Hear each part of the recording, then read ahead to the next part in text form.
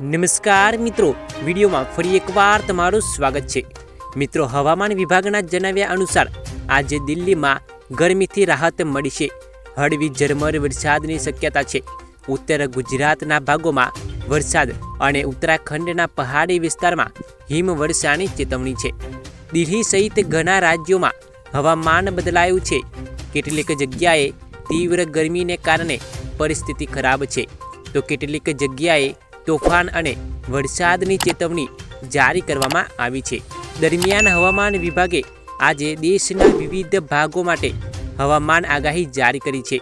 આજે ઉત્તર પશ્ચિમ ભારતમાં ગરમીથી રાહત મળવાની ધારણા છે, જ્યારે ઉત્તર પૂર્વ અને દક્ષિણ રાજ્યોમાં વરસાદ અને વાવાઝોડાની ગતિવિધિઓ વધુ તીવ્ર બની શકે છે।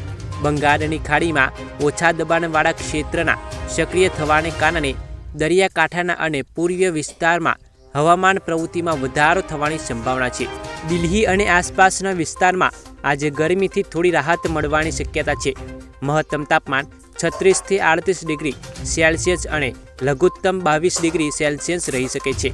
આકાશ આંશિક વાદળછાયું રહેશે। સાંજે હળવો ઝરમર વરસાદ અથવા ગાજવીજ સાથે વરસાદ પડવાની શક્યતા છે। ભારે પવન 20થી 30 કિમી પ્રતિ કલાક ફૂંકાય તેવી શક્યતા છે, જેના કારણે ભેજ ઘટશે। આજે પંજાબ અને હરિયાણામાં હવામાન શુષ્ક અને ગરમ રહેશે। મહત્તમ તાપમાન 38થી 40 ડિગ્રી સેલ્સિયસ સુધી પહોંચી શકે છે।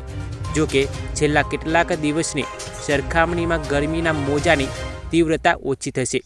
બંને રાજ્યમાં બપોર દરમિયાન તીવ્ર સૂર્યપ્રકાશ ટાળવાની સલાહ આપવામાં આવી છે। દોસ્તો, આવી જ વરસાદને અને ખેડૂતને લગતી ટોટલ અપડેટ એટલે કે બધી જ માહિતી જાણવા આપણી ચેનલને સબસ્ક્રાઈબ કરી બેલ આઇકન દબાવો અને વિડીયોને એક લાઇક કરો, જેથી તમને બધી જ માહિતી અમારી ચેનલથી મળતી રહે। ધન્યવાદ।